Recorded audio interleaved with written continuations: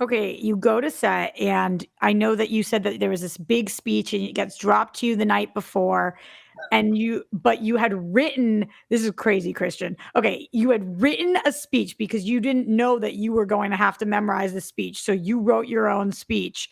I have to know what you wrote because you ended Oh, up not performing that. They give you the other speech that you perform, but you are sitting there, you write a speech, you learn this speech. What was it? What did you think you oh, were going to that's. say? I thought I was just going to say something about policing and about I forget what I wrote, but I tell you what I did do, Roxy, because I did this because I was in the first scene that they shot on The Dark Knight. It just so happened to be the way the schedule worked out that I was first up with Anthony Michael Hall, and it was just a scene that was going to play on a TV screen in a police station. But it starts out as an interview. He's interviewing the mayor about crime in Gotham and this and that.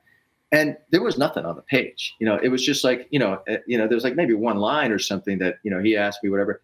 And then I was like, well, I've got to say something, even though it's just being seen. And there was no dialogue written. So I just talked to Anthony and said, why don't you ask me a few questions? And I wrote my own answers about how he felt about policing and how we needed more support. And, we were hamstrung, whatever it was. I don't know what I came up with, but I came up with stuff.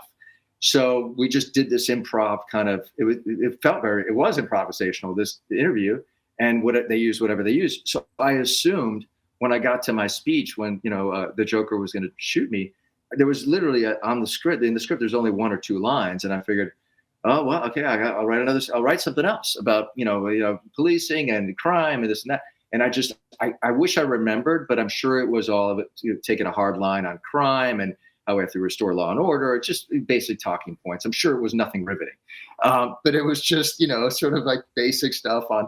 And sure enough, you're absolutely right. I get, after shooting a scene, the one with the effigy that slams against the wall with, shooting that scene, I go back to the hotel at night, and you're right. I get this long speech, and I go, I got this now. I got this tomorrow morning. This is crazy. And I do remember being up pretty late trying to, memorize this and forget what else I'd written. And then asking, God bless her, Maggie Gylenhaal, to run lines or to see if I was even remotely close to the speech, the next day. And as we're making the walk up to the dais, to the podium, and she was so sweet. But yeah, it was frightening. It was frightening.